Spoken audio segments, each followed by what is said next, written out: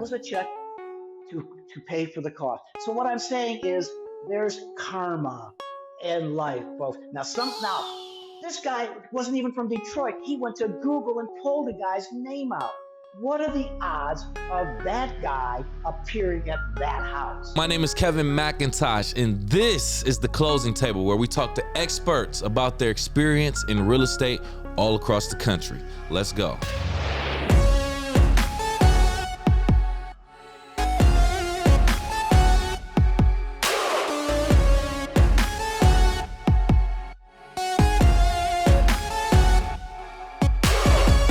Welcome back to The Closing Table. I am your host, Kevin C. McIntosh, and I have the pleasure of speaking with a very top producing real estate professional in his industry and market here to share his knowledge. We're going to welcome Jim Casey. How you doing, Jim? I'm doing really well. How are you today?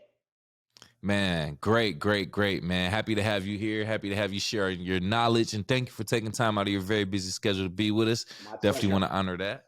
Thank you. Thank you. My pleasure. Yeah, so let's get into the fun part of the show, right? Well, what I would call fun subjectively. Quick icebreaker is called fill in the blank, Jim. Got a couple sentences here. I just need you to kind of like fill these in because they are not complete. So fill these in with whatever context makes the sentence make sense. Are you ready? I am ready. All right, let's do it. First one I have. I believe blank would make the real estate industry better.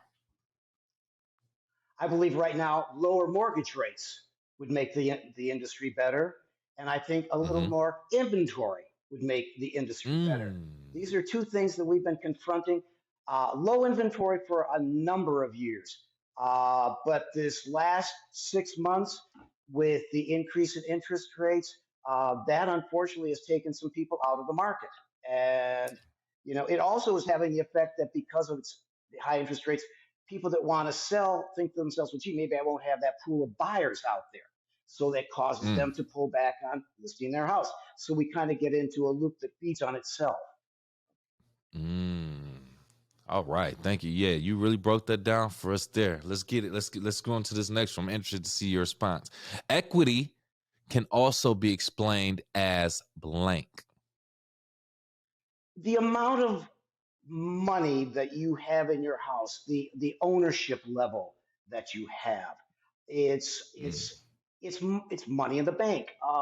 It's for many people. The equity is the money that maybe as they're getting older, is what they're going to use when they perhaps maybe sell the house when they're getting at the point, and take that money, and that will then allow them to, if they are downsizing, maybe take that money and put it in the bank, and or sometimes people just want to downsize. They go from a house into an apartment or a small condo. This is the money that they will live off of for a number of years. Yeah. We Americans tend to have a habit of not saving. So houses are for savings. And what we've been lucky is the last, the last 20 years, but the last 10 years, we've seen so much appreciation. So that house that you paid $2 for and you took 100 mortgage out on, and it's now worth $4, well, suddenly now you got $300,000. And you can take that money and, again, I was talking to my neighbor the other day, and I said, we were talking about retirement. She said, well, and we looked at her house. He says, there's my retirement fund. So there's equity, and people take it out and they use the equity for home improvement loans. They want to put a kitchen in, they want to put a bathroom in. They take $20,000, $30,000 of equity out of the house, and they make the improvements to the property. So that to me is what equity is. Oh yeah, it's yours. Do what you please. Yeah. If you earn it, yeah, absolutely. Blank is the most undermined part of the home purchase process. Wow, that's a good one. Blank is the most undermined part. You got me. I'm trying to think of something what's the most undermined part of the purchase process. I think for people, kind of what we're going to discuss today, understanding the forms, understanding the process. People don't buy houses every day. So when they walk into it, A lot of people, they don't have a clue. I mean, they know. I mean, Yeah. Susie next door bought a house, and Charlie down the street sold a house, and that sort of thing. Um, but we live in a contract world today, and people people kind of sometimes have maybe an idea of what it was like when they maybe bought that house 20 or 30 years ago, and things change, and the forms change, the Yeah. terminology changes, the rules change. We Mm-hmm. live in a world where the government runs a lot of stuff, so you've got mortgage requirements, and you've got all of these other things that you have to adhere to. And a lot of people think, oh, I'll just take a sign in front of my house, and no big deal. But there's a lot of things that you have to do to make sure you get from A to B. That's a great point. Great point. Last one for you. Blank is the hardest thing for most clients selling their home. I think that's the emotional part. People are attached to their homes. Let's face it. Um, I really do believe this. Buying a home is usually about, I don't know, 25% intellectual and 75% emotional. You Mm. buy a house because uh, I've seen this so many times. People will walk into a home and they get a quote unquote a vibe. It just feels like they walk and they go, yeah, this is the house for me. So fast forward 10 or 20 years, they a lot of times still have that emotion invested. But sometimes life's circumstances cause them to have to change. So I've seen a lot of people uh, that picking up and moving on and taking themselves out of that house or that condo, wherever they're living. That can be hard for people to do. So that's, I think, one of the things that's difficult for selling. You know, the the process is fairly cut and dry. I mean, there's a legal thing. You get this. You can go through a closing, but a lot of times for anybody, um, and especially sometimes if it isn't something that you want to do, it's Mm-hmm. a divorce, Yeah. something Yeah. like that. Financially, Yeah. you're set in a position where you got to sell the house. Something happened. We went through that with the recession, 8, 9, and 10, where a lot of people they were devastated. They lost their job. I walked into houses, the emotional strain on people uh, going through that Yeah. was just unbelievable. I would walk into houses and the house is still half full. There's clothes in the closets. There's computers. There's television sets. There's thousands of dollars worth of belongings just sort of there. And they and Right. I they see what you mean. they were so emotionally distraught, and the situation was so uh, destroying, mind bending. Your ego goes to heck. Your image, everything about you Mm-hmm. has just been shaken, and your reality has changed. And so to have to pick up, and a lot when I was going to these houses, I would go, "Why these people leave us?" And a lot of times, I had people say to me, "Because it's so overwhelming, they just pack their clothes in a suitcase, what they have, and they get in the car and they drive away. It's just they have to extricate themselves from it." Not everybody, but I saw enough Oof. times where I would walk in and I'd say, "There's five Yeah. thousand dollars worth of stuff in this house," and people just close in the closet. People just leave it and they walk away. Yeah, Just and leave it. again, it's Whew. something that I was just absolutely amazed. There's kind of a frugal part of me going, well, you stick it in grandma's basement or something like that. If you're losing the house, but a lot of times people just uh, the emotion sometimes of moving on to the next house or having to move on. If you got a promotion and you're making 100 grand a year and you're moving to XYZ and they're making 250 a year, you're going, hey, honey, we're moving. But even then, sometimes uh, it's the neighborhood, it's the kid. People buy 99% of the time, they buy a neighborhood. They buy a place where they want to be. Mm. They buy a house because there's a tree in the backyard that their grandma used to have a tree like that. They buy in a neighborhood because Right. Yeah. I see what you mean. Susie, their best friend, lives 3 blocks away. They buy because they're close to me.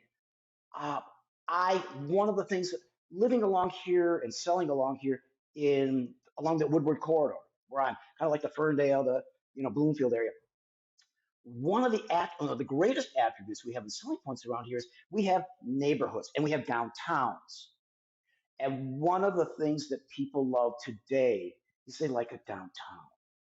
They like to walk downtown. They like to go to the restaurants. Why is Mm. Ferndale, Royal Oak, Birmingham? Get down to the Midtown area. Get downtown. What have you got? You've got the restaurants. You've got things to do. People kind of, you know, not, Mm-hmm. I've got a couple buddies who are on, 19 acres, 80 miles out someplace, and, they're kind of like a Walden existence. Well, that's cool. But for most people, they like the amenities of being in town. So, that's kind of a roundabout answering about buying and selling the house and why people want to stay where they're at sometimes. Right. So Great point. Great point. Thank you. Thank you for bringing that full house, man. We appreciate that, Jim. So yeah, I want you to take this time right now before we really get into the real meat and potatoes of things. If you can, in about 60 seconds or less, or take your time, just tell us, who is Jim Casey outside of real estate as a human? outside of real estate, I love to. I'm very much a resident of this area, the community. I like the community. I participate in the community things that go on. Um, in Birmingham, I was part of. We had a thing called First Night a number of years ago. It was a New Year's Eve event. We was a non-alcoholic. We had that here in downtown Birmingham. We had about 6, 7, 8,000 people that would come. That's an outside thing that I get involved Mm, with. I like doing things like that that are okay. community activated or active. And from a personal time, I'm a gardener. I like because again, a house to me is very very important. Houses are our refuge, our palate. That's why I tell people when you buy a house, you can do anything you want with it. I love to garden. I grew up in a family Yeah. with gardeners. Maybe that's where I just got was in the genes, but I enjoy it when I have time off. I go home and I get my hands dirty and I get in the dirt and I dig around and um, I get a tremendous amount of pleasure from that. That's what I do. I mean, kind of a that's kind of me in a nutshell. I just uh, I love what I Yeah. do. Um, I love the joy that I get from my work. Also feeds off. I think it's all sort of part of the circle of me. I graduated from Wayne State University. I grew up in the city of Detroit. I've lived in this town all my life. I know it All right. from the river to Grosse Pointe. I mean, I've got family all over. I've worked all over. That's Jim Casey. So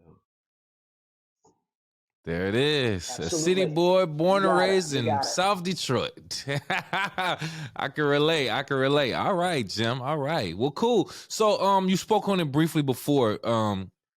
The current market that you serve, the Metro Detroit area, but more specifically, you said like the Woodward corridor, Birmingham, Bloomfield, that type of area. Just describe again My your market, current market. I tend to follow Woodward from probably the Ferndale up to Bloomfield. And it kind of spills over into Okay. Troy, Rochester on the west side. You go over Midwest Bloomfield, the lakes areas. So that's kind of my I Mm, I must admit there was sort of not a great master plan, and the fact is because I grew up here.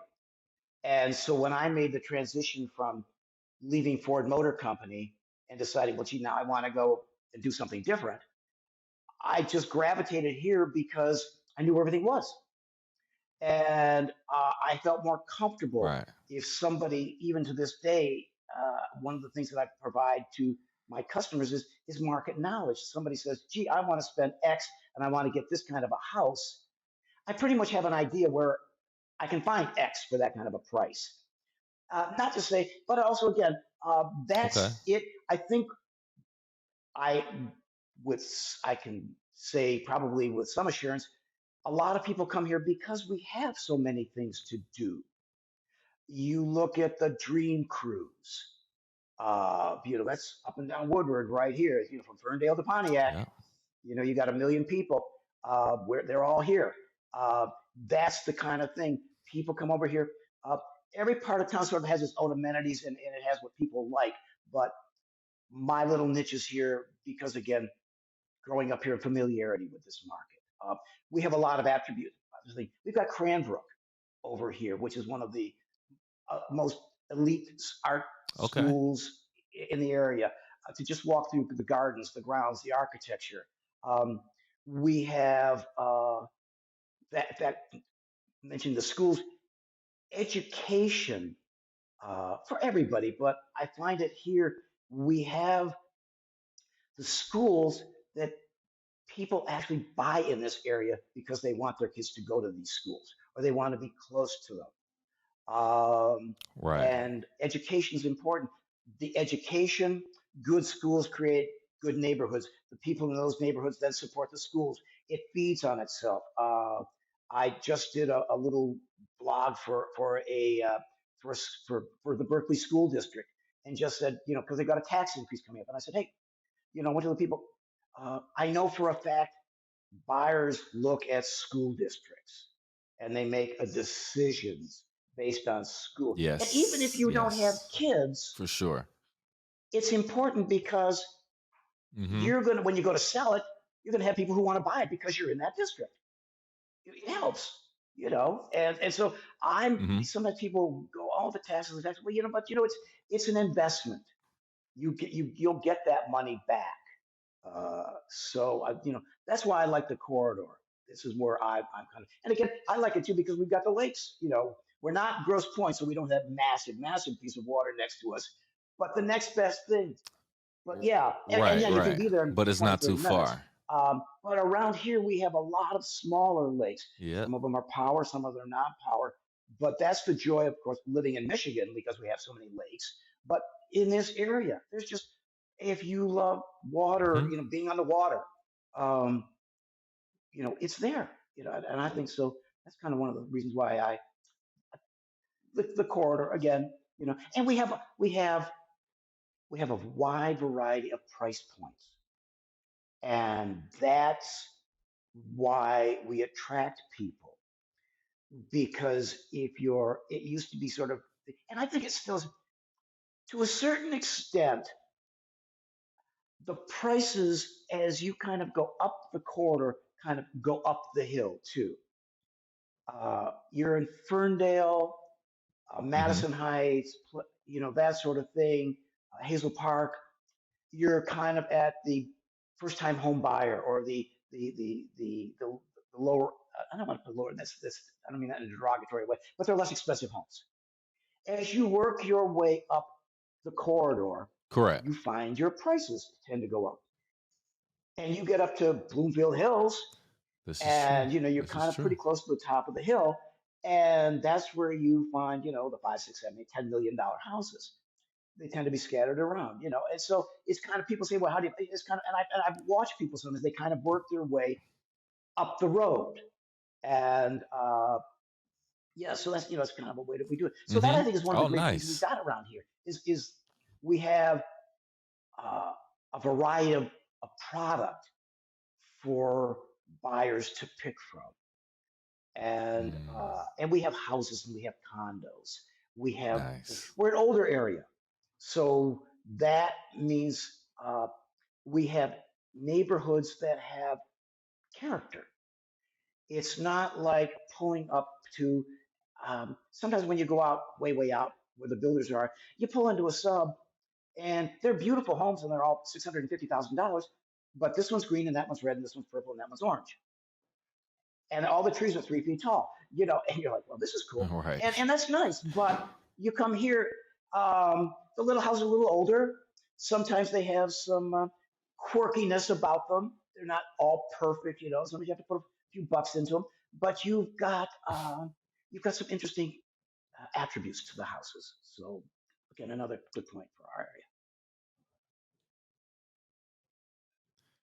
Yeah, yeah. Beautiful market to be in. I'm glad you painted such a beautiful picture for Michigan and the Metro Detroit area and the suburbs of it. Like, not too many people actually know that and how beautiful it is and how upscale it can be. And the fact that you get to see people go from, that first time home buyer and then move on up what corridor as you explain. I love that. I love that perspective. All right, Jim. So you sent over a few Yes. documents. This is what I'm really interested in breaking down, right? You sent over a purchase agreement as well as an addendum. And your main thing was you wanted people to really understand some of these key documents, key and initial Okay. documents in this home transaction. So I'm gonna pull up this Please. purchase agreement, one of these documents, and we're gonna go through this if you don't mind. Okay. So right now, right here, we are looking at a Not purchase there. Now agreement. I can. Absolutely. You can see that right there, correct?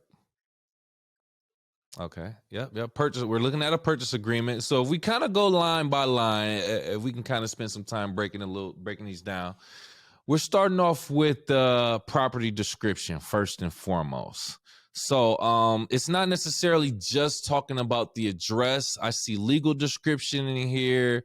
I see something also known as tax ID number. Can you break down the property description, the type of information that goes in there, and what needs to be understood? This document is what the buyer is going to use when they purchase a house. But it's Mm-hmm. also used by the title company and the mortgage company when they're processing the transaction. So we put as much information down. You've got to have the address, the city, the state, the zip code. Uh, Right. every property has a parcel number, a Sidwell number. It's across the whole country, the United States. Every piece of land's got a number attached to it. So we know Mm-hmm. exactly where it is. So when you purchase the house and it's going to the mortgage company, they can make sure that that address goes with that property ID number. It's in the city, it's in the state. So that's the first thing. Number one, where am I buying? I'm buying 123 Main Street in Royal Oak, and it's in such a zip code, and this is the parcel number that's attached to it. You get under there, yeah. So that's why it says I'm gonna purchase the property in Royal Oak, it's Oakland County. There's the tax ID number. We put the address, we put the zip code down. Down below that, it says what's included with the property. It says it includes all the Okay. subsurface mineral rights pictures.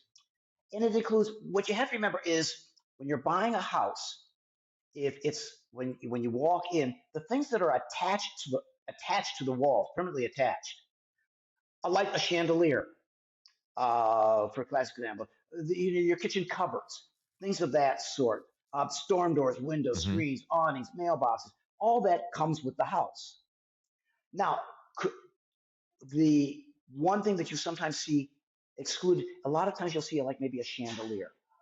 Uh, People got a chandelier from grandma's house, and it's that Tiffany Mm. chandelier, and they put that in their dining room, and they're going to give that to their kids. So they'll take that out and say, no, we're not leaving the house with a chandelier, but everything else is included.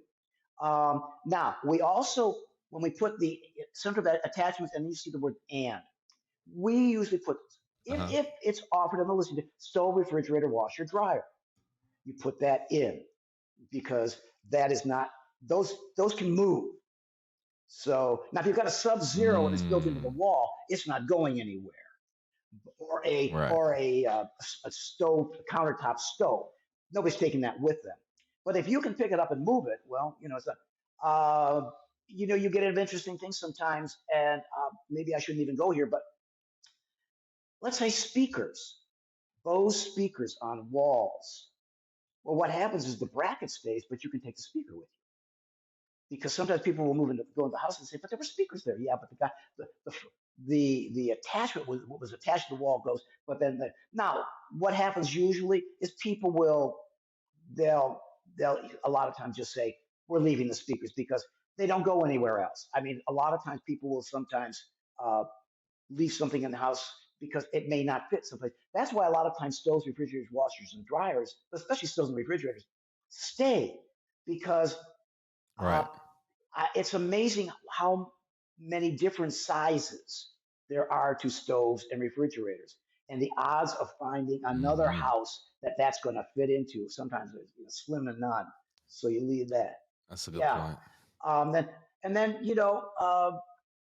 and then again, you would say they will say exclusions. Yeah, we could put that chandelier, grandma's chandelier. We would say the dining room chandelier is excluded. So you would know that when you bought the house, you're not getting the chandelier. Not going with it. And then so underneath that, then we go. What are you gonna again? Fireplace, stuff like that. Underneath their price, I'm going to your the house is listed for $200,000. I'll pay you $200,000. And what you do there is you put the sum, you would write it as, $200,000, and you write it out, and then you put it numerically. So that way you've got it in both places. There can't be any Okay. misinterpretation of the price. Gotcha. So you'll write it out here, and then you'll put the actual number here. Gotcha. 200,000, 200,000. How it's going to be consummated? We got cash, you got a new mortgage, and you put that down, and you put the check. How you're going to pay for it? Are you going to cash? You're going to, and if you're going to get a mortgage, you're going to go conventional. You're going to go FHA. You're going to go VA loan. Okay. How are you going to, that? I always look at a purchase agreement, and if I can kind of really succinct in a second, it's the buyer saying to the seller, "Hi, Mr. and Mrs. Seller, I want to buy your house. I'm going to pay you so much money, and this is how I'm going to pay for it. I'm going to write you a check. I'm going to get a mortgage, which are the two main things. Maybe I might be offering land contract. I'm going to go land contract, something like that. I'm going to put this much money down. I'm going to put 10%, 20%, 30% down on the house. I'm going to get a mortgage, especially if you get a mortgage.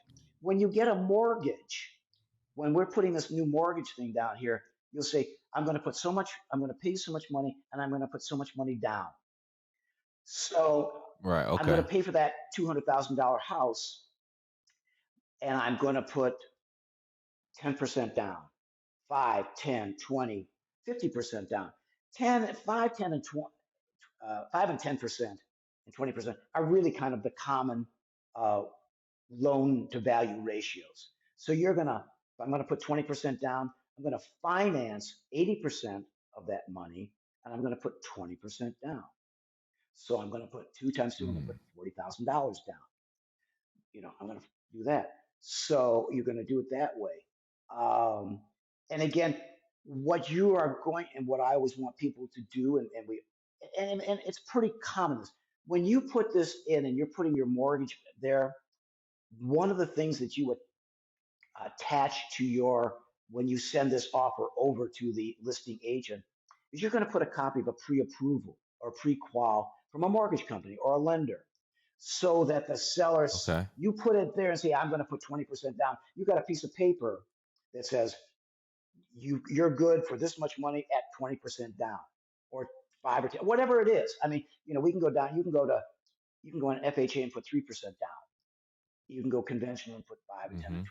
Now, realistically, if I'm a seller, the more you're putting down, the more confident I am that you're going to be able to get through the whole process.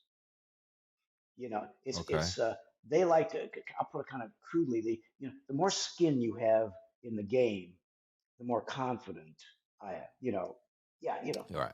You're putting $1 down, they're going, I don't know. You're putting $100,000 down, you're going to kind of make sure you get from A to B. So that's it. So, and like that land contract, we don't see very many land contracts or assumptions anymore. Years ago, they were much more common.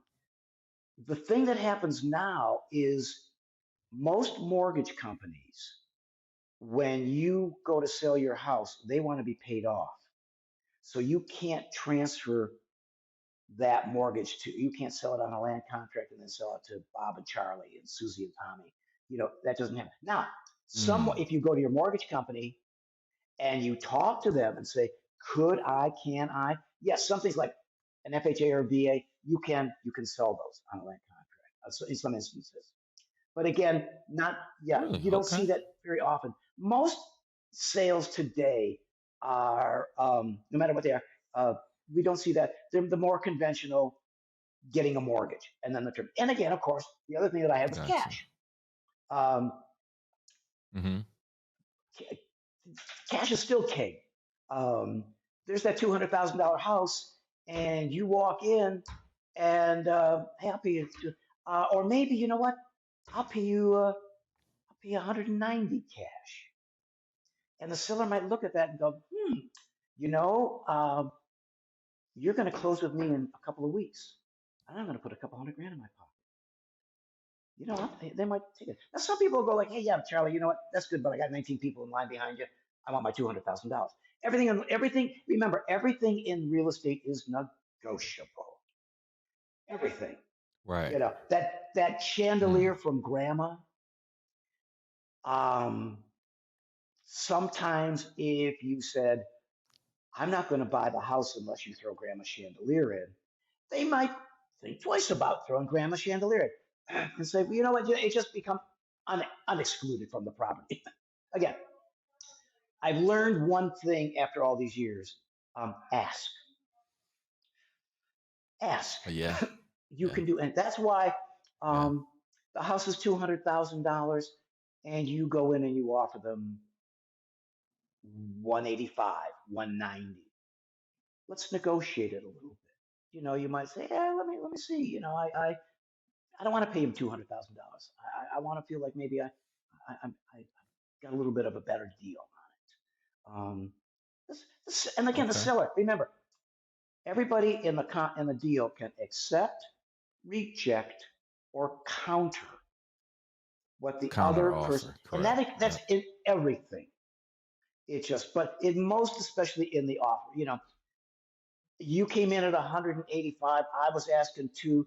I'll counter you at 192.5. Okay. He came down a little. You went up a little bit. You know, everybody kind of feel. You know, the buyer says, I got a few $1,000 out of my pocket. Good. It's a win-win, and off we go again. You know, we do. Now, when you do that, when we put that $200,000 in there um, as the offer price, let's say you send it over, or he's asking 200, and you put 185,000 on the purchase agreement, and he said, no, I'm not selling for 185, and he says, but I'll sell it to you for 192.5. What he will do is where we wrote it, we wrote the 200, he'll put a line through that, Mm-hmm. and he'll put 192.5, and he'll put it in both places where we wrote it out numerically, and we wrote it out in verbiage, and they'll initial it, Right. and they'll send it back to you. Because what did he do? He countered you. Now you got it back. That's Mm. 192.5. You can accept, reject, or counter. I'll take the 192. No, I want my 185. I want to accept. You know, ball goes Mm. back and forth and back and forth sometimes. Everybody, you know, let's face it. We're human beings. We Right. all Right. want to feel like we're we're maximizing our return and getting the best. Yeah. Yeah, Coming back with a win. and the best contract in life. If everybody feels like they won, everybody's happy. That's marriage. That's life. That's Correct. dealing with your kids. Correct. Um, you and your wife. Correct. You know, there's give and take in a marriage. You don't win everyone. You don't lose everyone. That's what keeps the thing going.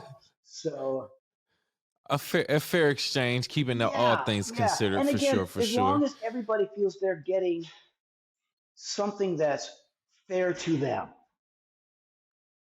you know, Right. Right. the earnest money. When you put that offer Yes. in, Please. that $200,000 offer, usually not it's almost absolute. You're going to put some money. It's earnest. I'm earnestly interested in purchasing your house, and I'm going to put. Usually, we like to see 3 to 5% of the amount that you're going to offer as an earnest money deposit. So it's 200,000, 3 times 2 is Okay. 6. So I'm going to put a 6. We're going to deposit we're going to write a check at the time that we wrote this offer, which will be held by the listing office for $6,000. And that Mm. money, if the deal goes through, the mortgage company knows that the real estate, because it says it's held by the real estate company. It doesn't just disappear into the air somewhere.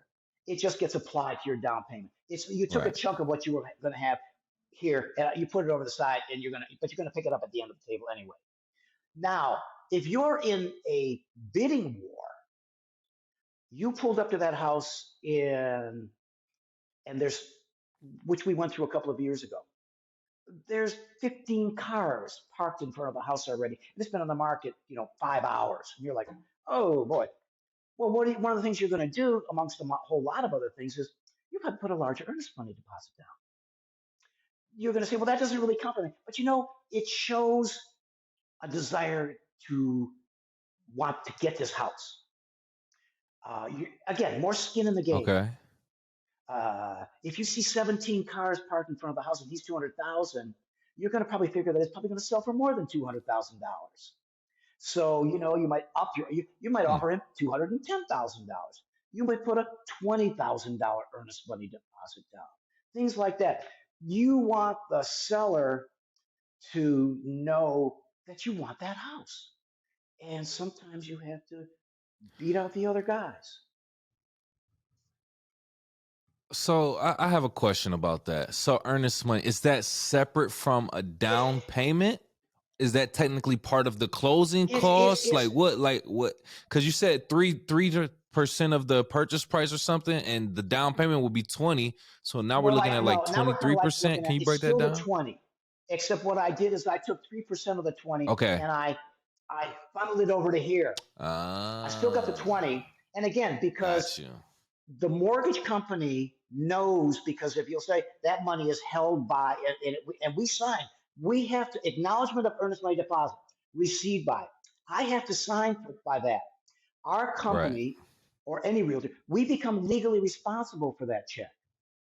So they'll come back to us when they're preparing the closing documents, and they say, "Okay, Sotheby's, you got $6,000. So when we go to close, you're going to take that money out of your escrow account and you're going to shovel it over to the title company. So you've still got the same amount of money. It doesn't disappear. A lot of times when people move, where did it go? Yeah, no. It's just we've moved it. But it shows also the fact that, hey, I've taken part of that $20. I've already put it into the pot. I'm not waiting until I get to the closing table. I've already given you a little bit of that money. So it's there. Now, again, and I might be jumping ahead of myself here on the thing, but let's say the deal doesn't go through. For an inspection or something like that. You found something that you didn't like on the inspection. You say, I'm going to back out of the deal. You get your money back. All we do is we make sure that $6,000 went into our account. It cleared. As soon as that check clears, we write you another check and we give it right back to you. So, you haven't lost a thing. So it is refundable. I'm thinking it's a non-refundable thing. No. Okay. Oh, no. We'd get into the business of collecting earnest money checks and we'd be millionaires. No. No. That's your money. It's just being held over in another account because I signed for it. I'm holding that for you, but that's your money and then it's going to be applied towards the money that when you go to close, they look at the pot. How much money have you got in the pot? That money's there. It's in your pot. Okay. Got you. Okay. Thanks for clarifying that. I see that we also established, on top of, acknowledging your earnest money deposit, moving past the foreign investment closing, you establish, or at least you try to target a closing date here during the purchase agreement. Can you talk about what determines the date that you're going to set for the closing and the type of factors that can determine whether or not it actually hits on that date? When we put a date down on the purchase agreement, we really like that to be the date. And the way we figure it out is we look at that pre-approval letter that you got from the mortgage company. And we kind of know what kind of terms. If you're going to go and you're getting a conventional mortgage, we know that it's going to take between, let's say, 4 and 6 weeks. So with 30 to 45 days, it's going to take to process your loan. This is the 5th house you bought. You're putting $300,000 down. You're going to get processed pretty quickly. This is your first house. Everything's really tight money-wise. they run you through the meat grinder a little more closely. So I might take that 30 and make it 40. But on average, if you look at a distribution, you're 30 to 40 days, 45 days from the time you apply to the time we get to a closing table. And the reason we like to lock that in is because then the mortgage company, the title companies all know what that day is. So when we start to process paperwork, because Right. one of the things that you're going to do as you get towards closing is you're going to be prorating taxes, things like that, your property taxes. So you got to have a date. So Yeah. now, do they change sometimes? Yes. You know, things go bump in the night. But then what you do is you amend it. Now again, you're going to change the date. That's going to take, because you're revising the contract, that's going to make going back to the seller and saying, we had a May 15th date and I want to move it to May 30th. The seller might say, no, I want to stay at the 15th. Now that might cause you some real grief. And if you work things out and if you explain, well, gee, Yeah. yada yada yada. Something happened. I've got to go to California for 2 weeks on business or something like that. Most people been, but it's a date you pretty much like. Because you know, if you've been doing this long enough, and even if you're new, if you don't know, you call the mortgage company and you talk to the mortgage rep. How long is it going to take to process the buyer from to get from start the thing to get to a Right. closing table? And you do that before you put a date down there, Right. and then you put the date. We kind of like to keep, once you put this form together, you like you like to keep it the way it looks. Price may change, but pretty much all the I other got you. dates stay the same. So okay.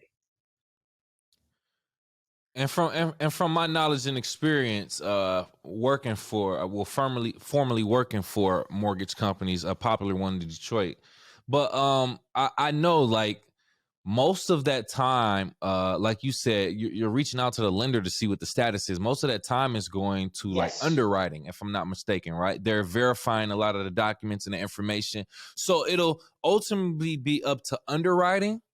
But then, if I'm being even more honest, you correct me on this if I'm wrong.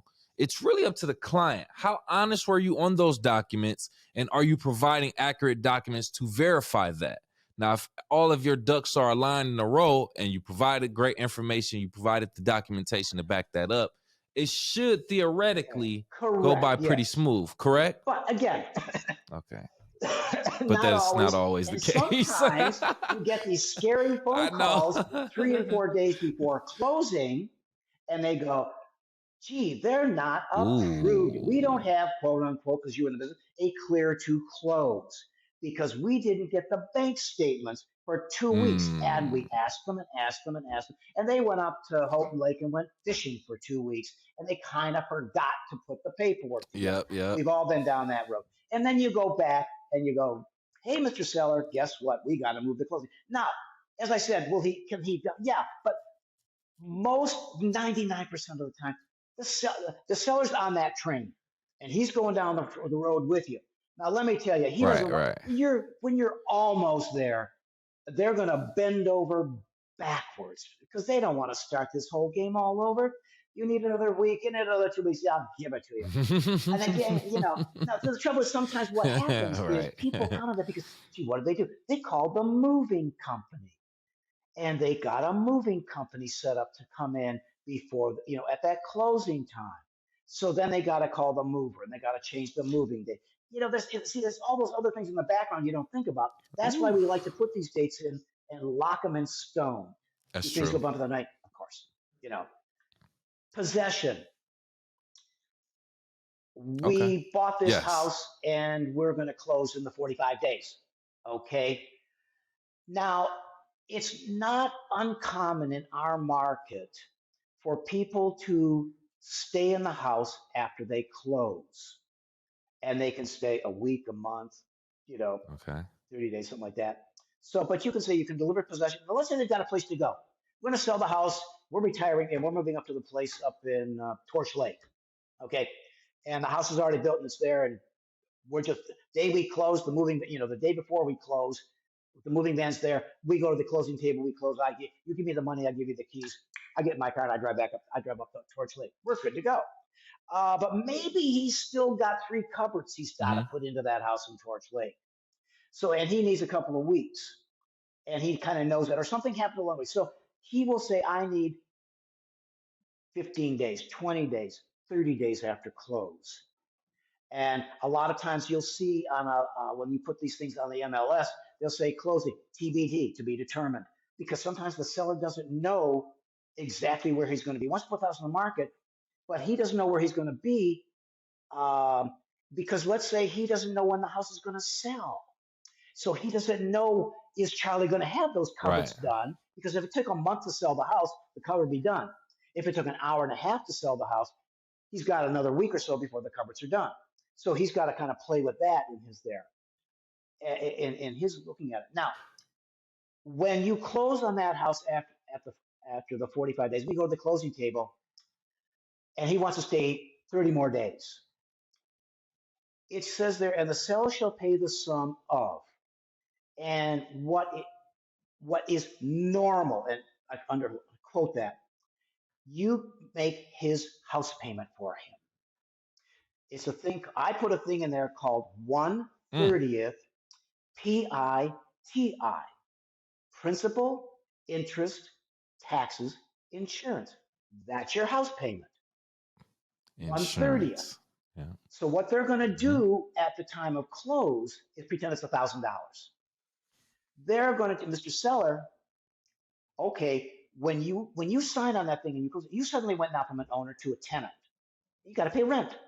The rent you're going to pay is $1,000. You're going to make his house payment. So I'm going to take. You were going to get 90. You were going to get $100,000 check from me. You're going to get $99,000. I'm going to take that $1,000 and put it over here. It's not rent. So that's how. Now, one of the things that people do, we pulled up in front of that house. We got those 17 cars. I'm like, oh man, I got to do something to make this nice. I'm schmoozing. I'm going to put as much money down as I can. What you might offer the seller is, I'll let you stay those 30 days. I'll charge you zero. You're rent free. Now, what you just did is you just put that thousand Uh-oh. bucks back in his pocket. So he's like, hey, I'm back to my 100 grand. I'm not at 99. I've got that 100,000 bucks because I'm not paying him rent. Or you might say, I'll split it. I'll give you 15 days free. I just went through this in Royal Oak. They split it down the middle. They said, okay, we'll give it half free. You pay for the other half. You know what he did? He made sure he was out before he had to pay rent. So and then Right. because when you move Hmm. out, everybody signs papers. You're like a key turnover. Okay, I'm gonna turn the keys over. You'll see there. It says right there until the keys are turned over. When they call me up and they say, Jim, we're moving. I thought you were moving to 2 more weeks. No, we're moving. I don't want to pay this guy the rent. Okay, I go over. We sign a key release form.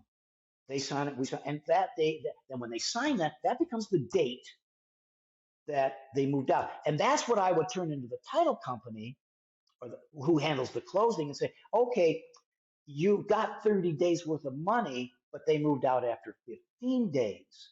Sign. Seller signs it, the buyer Mm. acknowledges it. So bingo. So what they'll do then is they'll cut that seller the check for the other 30 because now I'm going to give him that 500 bucks back of that 1,000 that I was holding for him for the possession. Make sense? Yeah. Yeah. Again, and it's Gotcha. something Yeah, that yeah, people no, that when definitely. we went Definitely. through the situation with the 20 cars parked in front of the house, people were trying to come up with imaginative ways Mm-hmm. of sweetening the pie. And what you'll find sometimes is it it isn't always money. But a lot of times it can be the terms. I give you 30 days free possession. Uh, I'll pay your state transfer tax. Your transfer tax is like, I believe it's like 0.86 points of the sales price. So on a $200,000 house, that's a couple of grand. So you're kind of out of your pocket. You're going to kick in a couple grand. It's 2,000 less that he's got to pay. Well, that's 2,000 less he's got to pay. That's 2,000 more in his pocket. You just gave him 2,000 more dollars. You give him 30 days free possession, and you Yeah. pay part Yeah. title work. Hey, now maybe you're the same. I got two offers here at the two, but he's just not doing it. And you just gave me a couple $1,000 over here through uh, fees of mine that you're eliminating. I like you better. I'm going to give you the house. Yeah, it's money. It's money. Sweeten the Right. pot. How much? Right. Sweeten Well, the deal a little yeah. bit So more. you're going to Yeah. do that. Hmm. So like you got to line up fail deliver possession. Um, I have. I've been doing this for 25, 30 years. I've had one time in all those years where the seller did not move out on time, and it was because unfortunately some Uh-oh. family things occurred, things didn't happen. We renegotiated, and it worked out. Now, technically, you would get to a point where I'm very fortunate, Okay. and I've probably sold eight, 900 houses, 1,000 houses over all these years. Um, it doesn't happen. You would then, that's when the lawyers would get involved. And that's when, you know, the brokers talk to the brokers and the Mm. lawyers start coming in but again, then you start getting into evicting people and, fortunately I haven't had to go down that line. Has it happened? Yes, I really can't speak from experience, but Right. I know it's a situation I don't want to face because that's when the attorneys start coming in. Because if they wanted to move in and they think they're moving in and you haven't moved out, let me tell Hmm. you, the first call they're going to make is to their attorney. And then that attorney is going to either call the seller, the buyer, or the seller personally, or they're going to contact the realtor for that seller real fast. Get them out of that house. I don't care. Yeah, yeah. Do whatever you got Right. to do. And we don't want to get Get them into into a litigation. Holiday Inn or something like that, but get them out of there. So, you know, home protection plan. Yeah, yeah. All right. So yeah. Moving to these next few ones. Explain this home protection plan. Is that just like a It's just a home warranty? Is warranty. that It's, what that say it's just right there? basically a home warranty. Yeah, which is Right. really, Okay. really good to have. Uh, Especially again, uh, we're looking at our market here or this area, the Metro Detroit area. We're an old Hmm. city. We have older houses. So, sometimes you can put there, you're the buyer, you can request that the seller pays for a home warranty. The basic price about $500 for a basic home warranty. Again, you'll notice that he Okay. can, the buyer accepts or declines. A lot of buyers will say, Right. Right. I don't want to get into that, or I don't want to hit him for another $500 because there's 20 cars parked in front of that house. So if I want a warranty, I'll buy the warranty on my own. We as a real estate company, we Mm. offer them any real estate company, or you can just go out, you could go to Google and home warranty company, you could buy a home warranty. Um, but that would be something if I was fighting to get that house, I wouldn't hit him with another $500 charge. I'd back off it. I'd eat that someplace along the line. But I do think they're the greatest thing in the world. Okay. So we got them. So water and Okay. sewer, when as long as you own the house, you're going to pay for your water and sewer bill. Now, also, you're going to stay in that house for those extra 30 days. That's why I'm going to say you got at close or possession. It's going to be to possession so that Mm. you don't go out and we go as realtors when you're moving out. You closed a couple of weeks ago. Now you're moving out. Right before you move out, the day before, I go to the house and I read the water meter and I call that into the water department. Now, some cities, we're getting to an electronic world. You snap a picture, they read it. But to this day, a lot of them, I go out and I read that thing and I call that into the title company. So that, because one of the things that they've done at closing too is, Mr. Seller, I'm going to hold about $300. Again, one of those money. I'm going to hold about $300 from you until you move out to cover that water bill in case you don't pay it. So Mm. then, if there wasn't, if he, for whatever reason it was, but we've got that money. We now got the bill. We hate that $300 that we're holding. The water's $100. They take that $100 and they give you the $200 back. Okay. But you want to be in a situation that, what if it's a swimming pool and it's empty and then you closed on the house and you didn't have it? You had possession till close, but you were living there 30 days. Who's going to pick? And they lived there for another month and they filled up the 19,000-gallon swimming pool, and gee, cha-ching, I just got a $2,000 water bill, happy days. People do strange things sometimes. Sometimes they don't deliberately. They just, they don't think. But anyway, that's the water bill. You're liable for the water bill until you move out. Okay. Title objections, kind of put those two together. The listing office is going to, and when you, most real estate companies do, is we have an affiliation with a title company. And so when we, again, I mentioned who gets this purchase agreement after it's all signed by everybody. The mortgage company gets it, the title company gets it.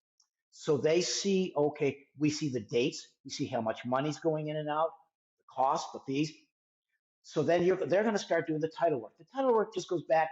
The title companies are organizations that go to the county records, the city records, and they make sure that if there's any liens against that property, at the time of close, they will be paid off. A lien is something as simple as a mortgage.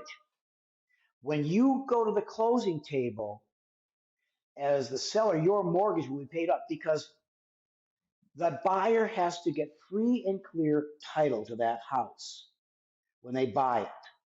And that's the job that you're paying the title company to make sure that they're going to guarantee that you, Mr. Buyer, or Mr. and Mrs. Buyer, are going to get clear title. They paid off that home equity line. They paid off the mortgage. They paid off that sidewalk assessment. Happened. A condo. You haven't made the last 3 or 4 your HOA payments. There is a condo addendum. One of the things that if you're buying a condo, we put a condo addendum. It says, hey, we've got to have the name of the association. The buyer has the right to review the bylaws. They have the right to make sure that condo association is financially stable. And if there's any, when you get to closing, if there's any, because the title company will then call the mortgage company or the management company that's running the condo association to make sure that all the bills are paid, all the HOAs are paid. We went through a lot of that going back to that recession, 8, 9, 10. You can't feed your kids and you've got a $300 HOA payment. What's going to happen?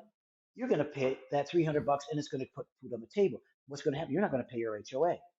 And a lot of people didn't pay a lot of HOAs for a long time. It had repercussions for the whole complex. But so when they went to sell that thing, there might be $1,000, $2,000 in past due HOAs. Well, we got to give clear title. So out of that $100,000 or that couple $100,000, you're going to get cha-ching. There goes a couple grand to paying off those HOAs. One of the things, So exactly. That's the other thing that I ever kind of see that comes up enough that I'm aware of it is sometimes people will take out a line of credit. 12 years ago, you put a new kitchen in the house. You went to Chase and you took out a $10,000 home equity loan, and you paid it off. Sometimes the paperwork doesn't get cleared up. You paid it off. Chase isn't after it. Rare, but sometimes things out to the county offices and they type the wrong number in or something like that. So what's going to happen is before we get to closing, because we as the realtors, we're talking to the title companies, and the title company will come back to us and they'll say, because we get preliminary title work. You were in the mortgages. What do? You look at the preliminary title work, and they'll say, there's a lien to Quicken for $180,000 for a mortgage. There's a lien to Chase for $10,000. We go back. Well, we know about the mortgage, and you go back to the seller and you go, oh man, I paid that thing off. Well, and if you're lucky, he goes to his file cabinet and he pulls it out and goes, hey, here's the payoff. Exactly. And, sometimes we have to go to the county. We And a lot of times, what the title company will do is when you give them that document that says, and it's all signed, sealed, and delivered, and it's paid off, they'll just they'll just ride over that, and they know, okay, we'll take care of that, and the closing will continue on. So it's not going to put a roadblock, Gotcha. I mean, again, it's got to be free and clear title at the time of closing. So, That's why it's important to oh, keep documentation of things that you pay for, paid off, and any repairs or absolutely, upgrades and renovations that you absolutely. make. Also, I can speak on that. Yeah. Okay. Taxes, assessments. Well, let's briefly talk about this. Property taxes payable on or before due date of closing shall be paid by seller. Can you give us a In little bit more Michigan, we pay insight our into taxes this? twice a year. You pay a summer tax and a winter tax. Mm-hmm. So and we pay forward, which just means I'm sort of like paying next year's bill. Uh, and you get your tax Right, bill, right. couple grand. And so and you see when you get your tax bill, this is your summer tax bill, this is your winter tax bill. Um, and if you're a lot of times now, mortgage companies and a lot of people include their taxes in their house payment. But let's say you didn't. Uh, you're going to pay it forward now. So one of the things that we're going to make sure the title company does, they're going to make sure those taxes are paid. But also, what's going to happen is since you're paying them forward, I paid it from the summer tax goes from July 1st to June 30th. I'm closing August 15th. Well, that means I've got from the August 15th forward that I paid. So when you go to closing, those tax rates, they will prorate that. And so what you'll do is you will get a refund at the time of closing. You'll get a credit so Oh. that you get that money back. Again, it's kind of like Oh. nobody keeps anybody's money. So you're going to get it. But yeah, absolutely. Well, that's good to Yeah, know. you're gonna get that money back. Now, For what real. the mortgage company is, again, if you're getting a mortgage, not talking cash, you've got a pot here. We're gonna put money into it. But one of the things in your closing costs is they're gonna want to see the taxes. The taxes are 5 grand. They're gonna make you put $5,000 into Right. that pot so that part of it they're gonna pay back to the seller. So now I've taken the pot down a little bit. But every month, so that when we come December 1st or June 1st, when those bills are due, they can go into that pot and take out the money and pay the municipality. So Mm-hmm. because now what you've done is you kind of got they got a little reserve in there. They might take 12, 13, maybe 14 months worth of taxes out of you because they know sometimes I hate to say it, taxes go up. So they might, they give themselves a little fudge factor there. They do that. And don't forget, every month you're paying 1/30 or 1/12 more of your taxes. Every month cha-ching, every month cha-ching. So you Right, pay right, that. right. So that's your taxes. And again, if it's not Correct. included with your mortgage, no matter whether it's included or not, if you trade forward and the taxes are paid, when you close, you get the money back. Okay. Assessments and condo, we Good. kind of covered that a little bit in Okay. the fact that um, any fees, that side, Yes, if we the did. city came in and they Right. put some new sidewalks in and there's a $2,000 tab, they're paying for it. That's it. Condo, you didn't pay your HOA. We're going to take those HOA payments. We're going to pay for it. Okay. Risk of The loss. When you buy, and I want to see how the verbiage runs out on that a little bit. Basically your when you buy that house, and we put that purchase agreement, we haven't closed on it yet, but we've got a contract and we're going to buy that house in 30 days. The Mm-hmm. sellers has to maintain that house in the condition it was when you bought it. Nothing can happen except for normal wear and tear until closing or possession. Something. I think that's very vague, just normal wear and tear. I mean, I get it, but I mean that's still such a vague statement. I feel like you have to Well, you clarify do, that but in again, case normally anything not. goes to Now, again, court, remember right? this though too. One, go down right here. Final walkthrough prior to close. The buyer reserves the right to walk through the Mm-hmm. property usually 24 to 48 hours before he closes to make sure that there wasn't anything done. That's his, that's the way Uh-huh. he can Uh-huh. make sure that it's taken care of. Now, it happens very, very, very rarely, but I have seen buyers require the seller to maybe put a couple $1,000s over on the side for maybe a damage repair escrow account. In some states, it's more common. We don't normally do it here, but I've had people from out of state come in and say, I just want to make sure that what I bought is going to be the same thing that I'm going to get 30 days from now. So I want you to take $1,000 or $2,000 and you put it over there on the side. And when I get through with my walkthrough, I'll sign off on it and we'll release that money. It's a guarantee. That way you got a couple grand. What I have found is Mm. 99.999% of people Mm. um, are honest. They don't do things. Um, most people leave the house in almost better condition than they lived in it. I mean, you're selling this house, and most sellers, uh, they remember when they moved into a house and how happy and excited they were, and they want to Right. extend that to you as the buyer. I've walked into houses you could eat off the floor Pay it when you forward. walk into that house. It's neat, it's clean, it's spotless. It should be. And again, you had the right to That's the walk way it through should and make be. sure. And if we did find something that was amiss, we would get it remedied. You could stop and the thing is, if you saw something that was really egregious, you could put a stop to the close. Well, let me tell you, you go back to the seller and say, Mm. we're not closing on Thursday. He becomes very motivated to remedy whatever it is that you didn't like. So it'll get fixed. So, like I said, I 99, bet. yeah, very rarely. So, let's see where we Okay. at. Okay.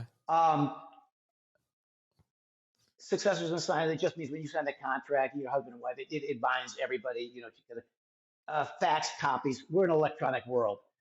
Half the time we do these deals, Yes. I'm Yes. having a gentleman come in this afternoon, writing an offer in the house. I'm basically going to go over, but we might wait a couple of days before he signs everything because we've got to kind of do some more things. It's the world of DocuSign, Remind, everything. You put it on a screen, you send it to everybody signs it. I've got a customer who lives in Troy, but he works for a company in Shanghai. Bought and sold property. Well, he's in Shanghai. Mm. It's amazing. I've discovered one thing. There's 12 hours time difference between Detroit and Shanghai. And so we talk to each other. It's electronic. So it's the Uh-huh. wonder of being a wonderful part of real estate. Um, I'm in Poughkeepsie, New York, and they want to buy the house. I type it all up, send it to them, sign, send it over to the other agent. It's done. These things are all point and click. Yeah, I mean, these things are all online. You just push a button. Nice. Time's of the essence. Exactly. Understand that no extensions of time limits are allowed. Again, we put those dates into the contract. Every party must adhere to those dates. We said we're going to close on the 30th. We're going to close on the 30th, Mm. unless Okay.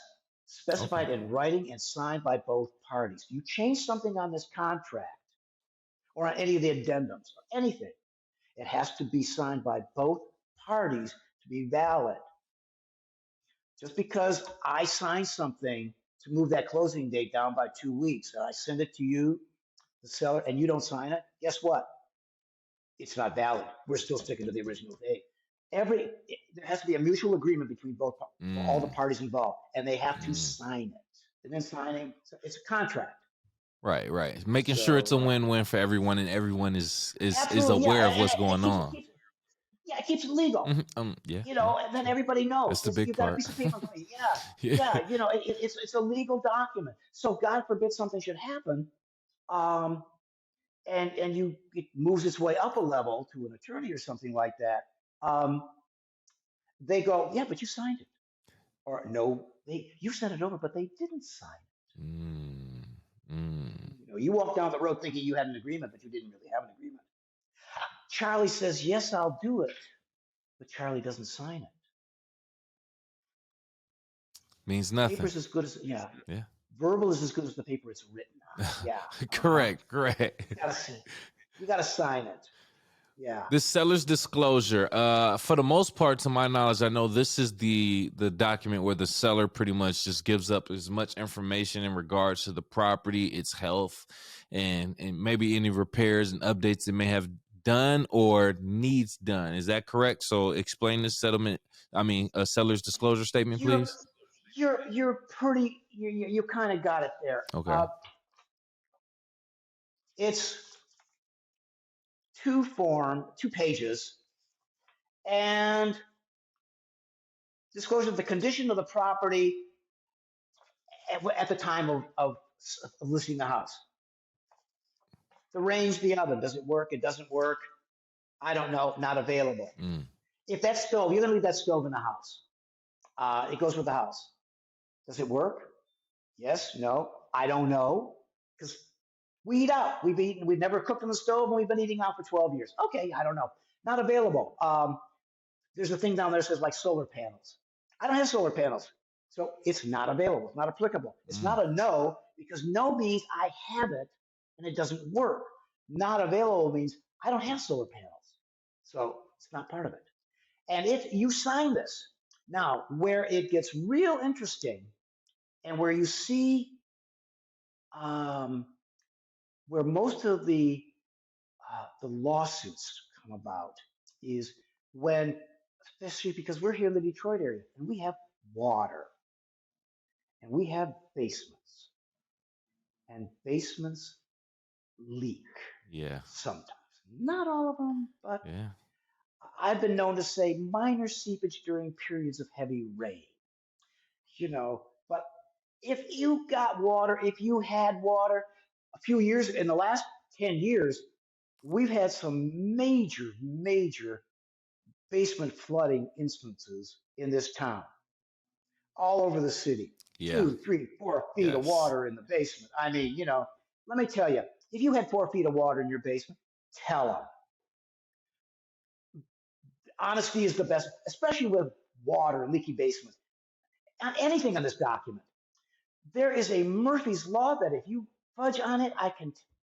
I sold a house, and I digress. I know I'm going to take the time, but I think this is the irony of life.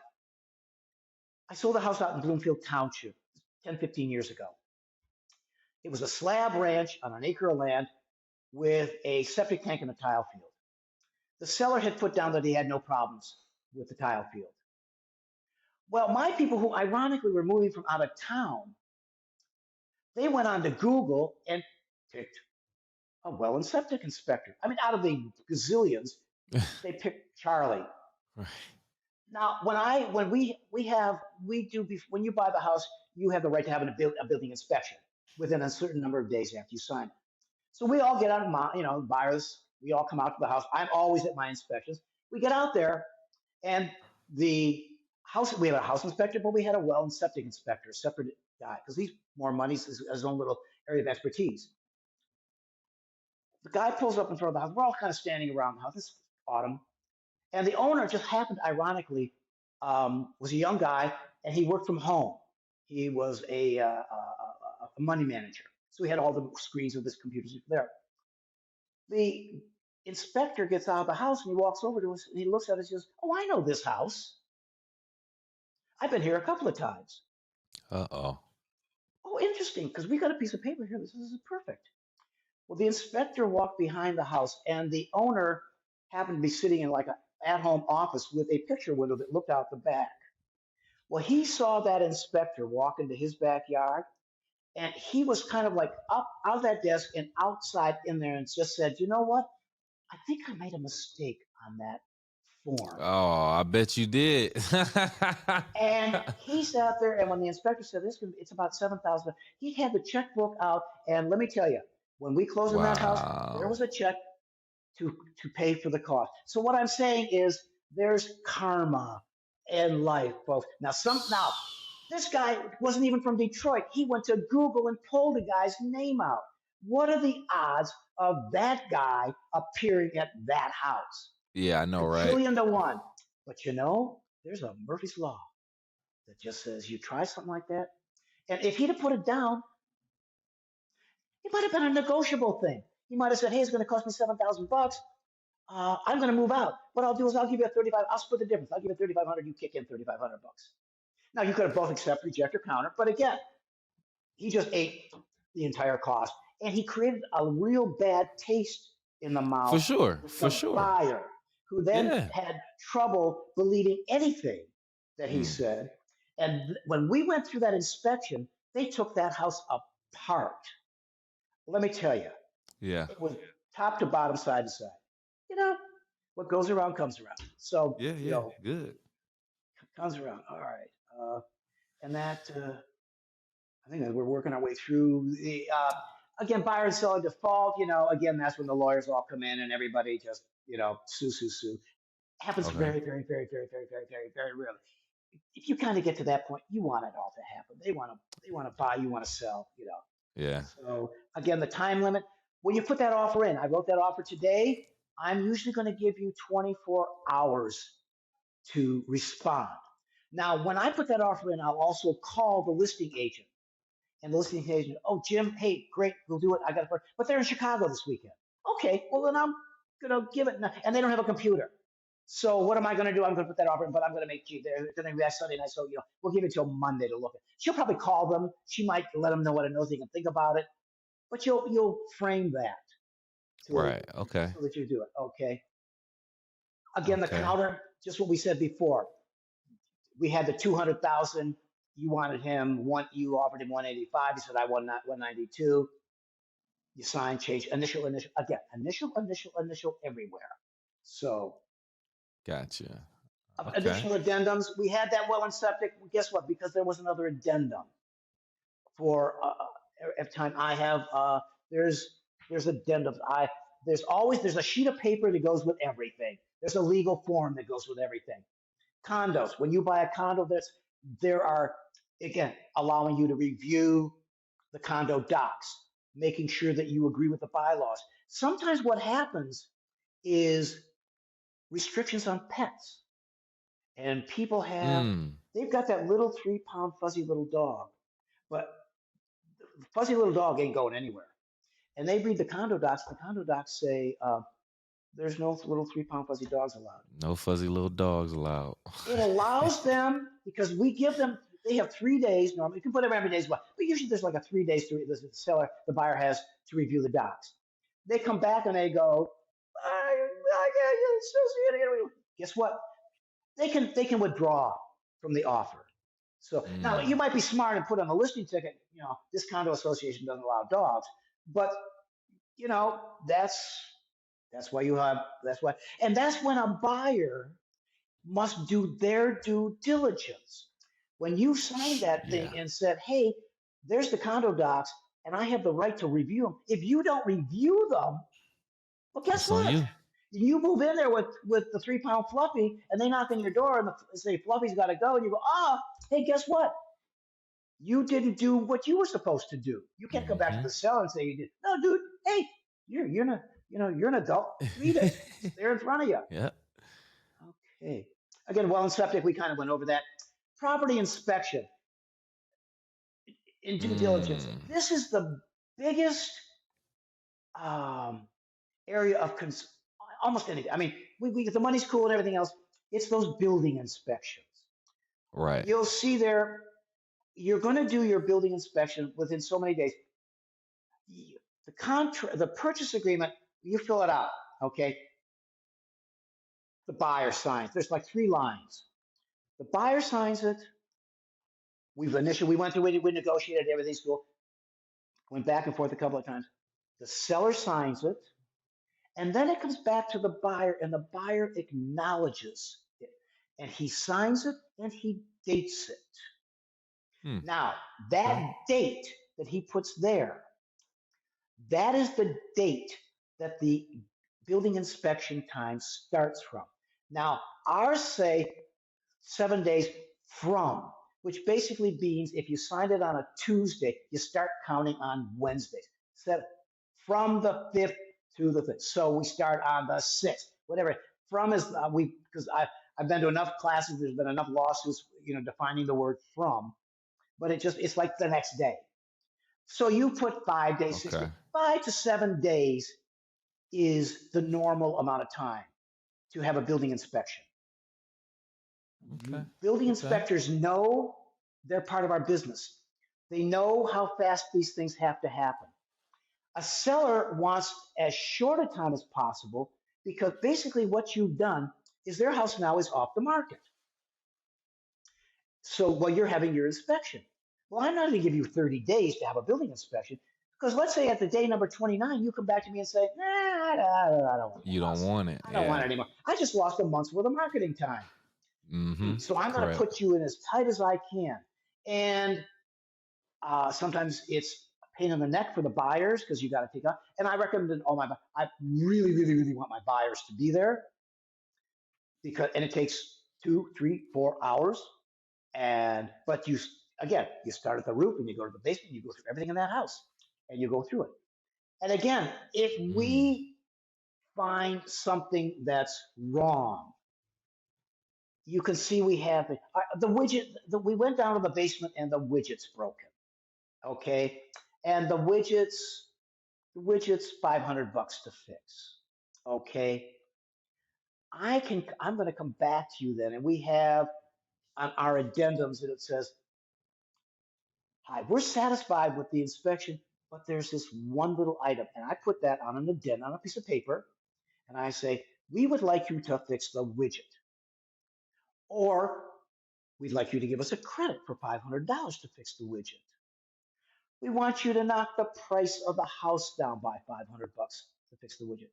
Or I won't buy a house that's got a broken widget and I'm backing Mm. out of the deal." Now, the for good or bad, the building inspection can be a get out of jail card to a buyer because all it really Right. says is this buyer is dissatisfied with due diligence. You don't have to give that seller a specific reason. I'm dissatisfied with the results of the inspection. I'm withdrawing my offer. And when he withdraws it, we go through and we sign the releases of the contract. We do that.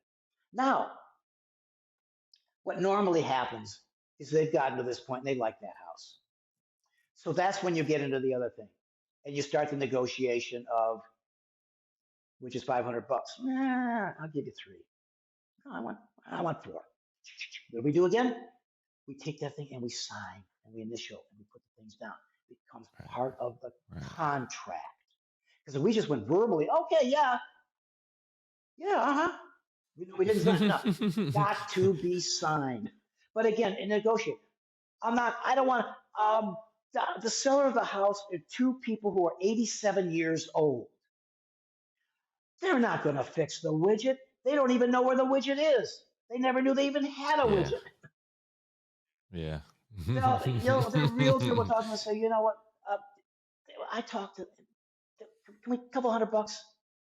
And you go, yeah. They did, there was nothing. It wore out. And so we'll just let grandma and grandpa just have it.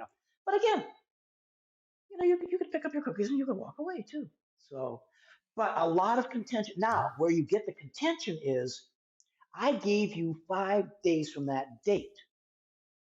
Well, you can't, and it says within those 5 days, I'm going to have my inspection and I'm going to come back to you in writing with any of my concerns.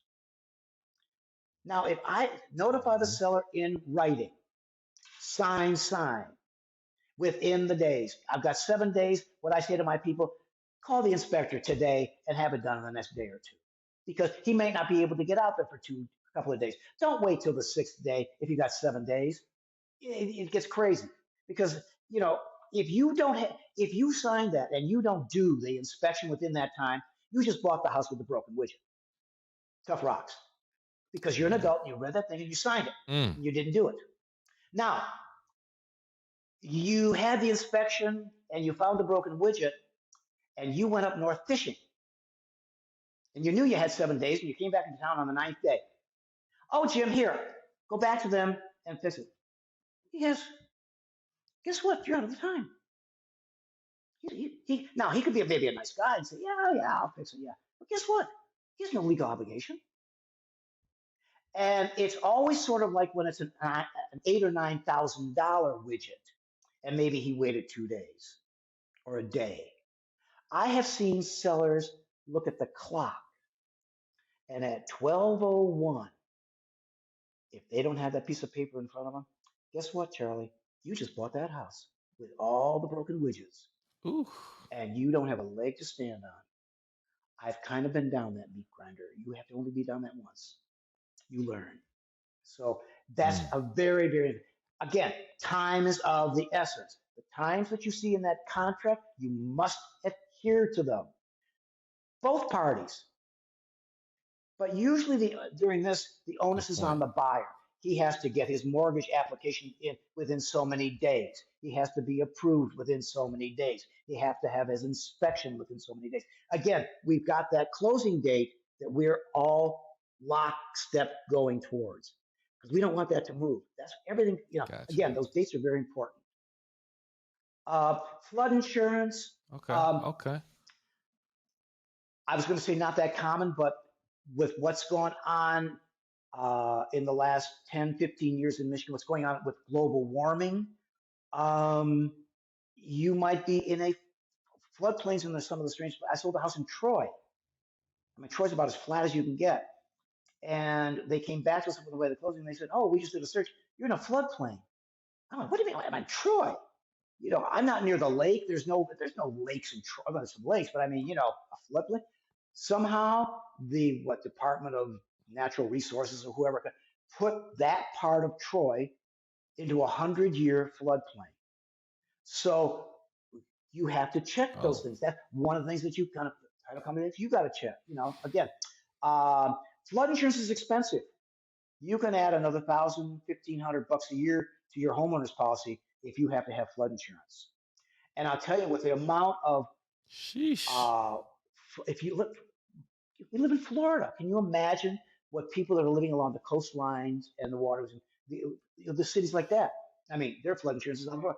Even here in Michigan, you're buying over in St. Clair, along the river, around the lake.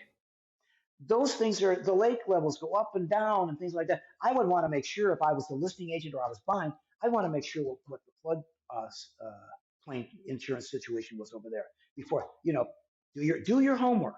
Both parties do your homework. Okay. Yeah. Municipal inspections. Not here in most of Oakland County, we don't require city certs.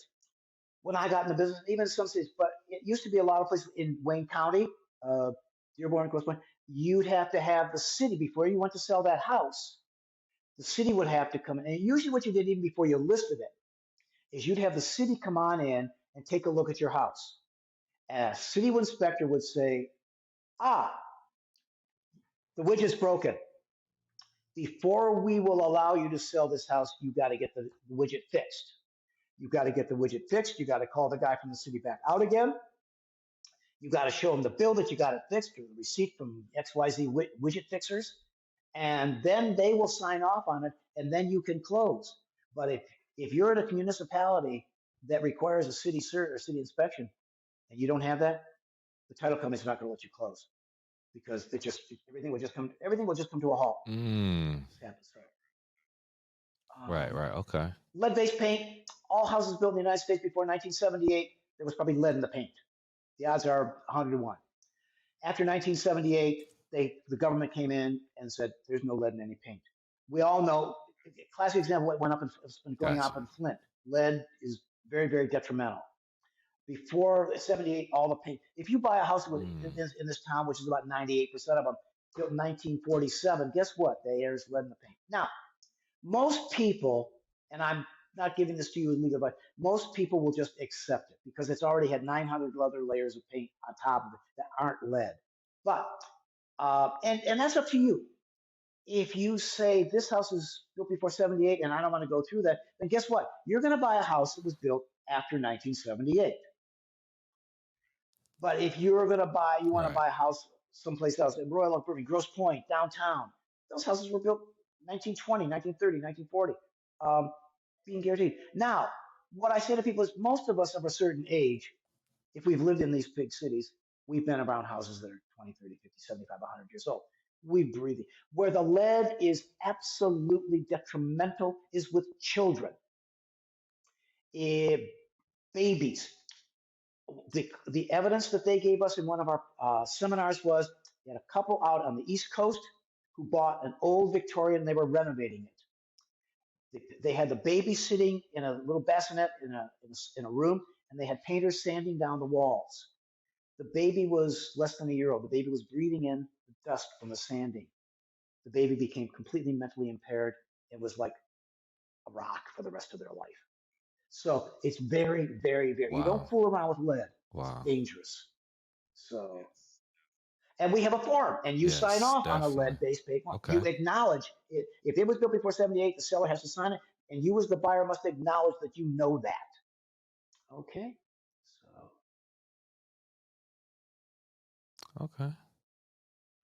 Okay. Well, I think that got through the most of it, unless there's some final.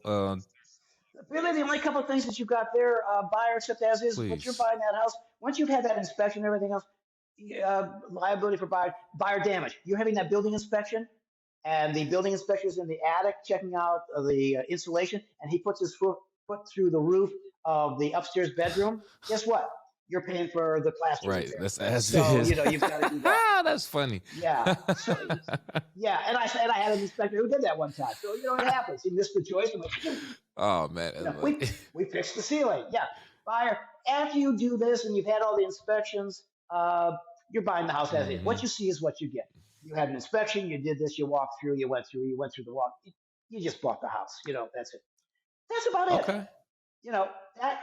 I hope that was informative to you. Yeah, yeah, no, definitely, But definitely. yeah, A lot of good insight. So this uh, this other document that you have, the addendum, can you just kind of go through this briefly and tell us okay. exactly Now what this place is this has in the process? okay. I gave you. Probably gave you. All right. There's the inspection. We did the Mm. inspection. Okay, we did the inspection on such as today, and it was property was informed. The result of the inspection performed by XYZ Inspection Company on July 13th. They're satisfied. We're going to proceed to the closing. We're satisfied, except that one thing, that widget. We want you to fix that one little widget, and that's where that blank addendum you just brought up. Uh-huh. I would put down fix the widget. And usually, what I will do too, and most realtor or most people do, is I'll take, because an inspector is going to give you a 40, 50, 60-page document.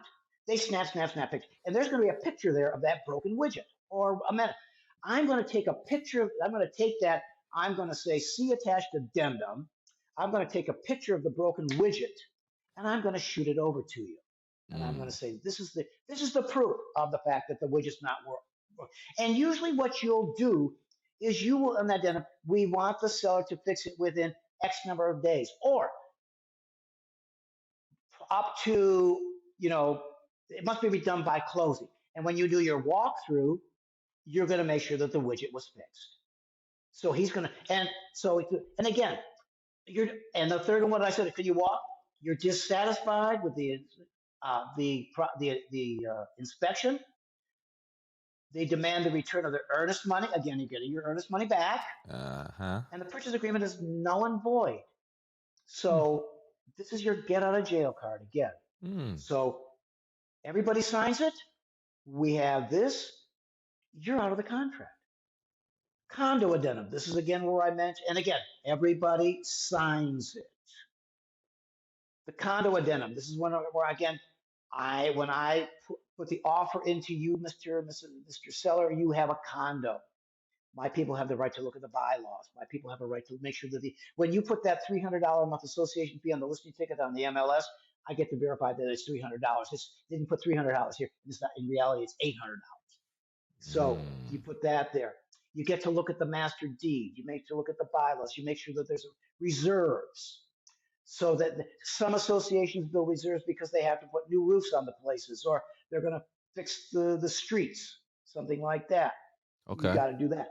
Private roads. Again, if you're in a condominium association, that's a private road. So a lot of times what happens is the association has to handle the road maintenance. They're Mm-hmm. going to make sure it's paved. They're going to make sure it's cleaned up, stuff like that. You're aware of that. So something like that. People have to know that. So Interesting. that's what you sign. You make sure again, sign, sign, sign, sign. And this Signs is and the addendum. This is stamps. where I would put, see the attached building inspection, as noted by this. The widget's broken. See the picture that I have from XYZ inspection of the broken widget. Sign, sign, sign, sign, sign. Everybody now they know it. I got a form. They sign the addendum. We know about it, and we know that it's got to be fixed prior to closing. So that, or within a week, or Nice. whatever you feel like you want to do. Whatever the Okay. deadline. Okay. Yeah, Okay. it's all negotiable. And again, it's negotiable. You put a week, and Charlie says, "You know what? I'm going to be up north fishing. I can't get it." So you know what? He makes it 2 weeks. You go, "Yeah, okay." So I'm fishing. You initial. You got it. You're done. So Nice. Well, Jim, thank you so much for providing that insight, providing these documents. This is something that we have yet to explore here on the closing table. So you definitely gave us some new knowledge for myself and for our audience. And we appreciate all the time that you've given us today. At this point, my if you have pleasure. any last words and or want to tell the people how they can reach out to you, please do so now. Again, Jim Casey with Sotheby's Realty. Jay Casey at signaturesotheby's.com, or 248-977-7781. And as I always say at the end of all my videos, if you're thinking about buying or selling, call Casey. Absolutely. Perfectly said. Thank you so much, Jim. We do Thank you. appreciate that. And for our YouTube audience watching right now, if you gotten to this point in the video, right now is your chance to hit that like button, please. And thank you. Make sure you also subscribe to our channel and share the content. And if you are listening on Apple, Spotify, or any other podcast platform, please do the same. Give us a like, a 5-star rating, and subscribe for our latest content. Hey, Jim, I always like to leave our audience with a question. That way they can think on their way out the door. So this is for you, audience. In what ways were you able to save money while purchasing a home? Give us your ideas. Tell us what you did. That way we can share the knowledge. Leave it in the comments below. But besides that, we'll talk to you next time.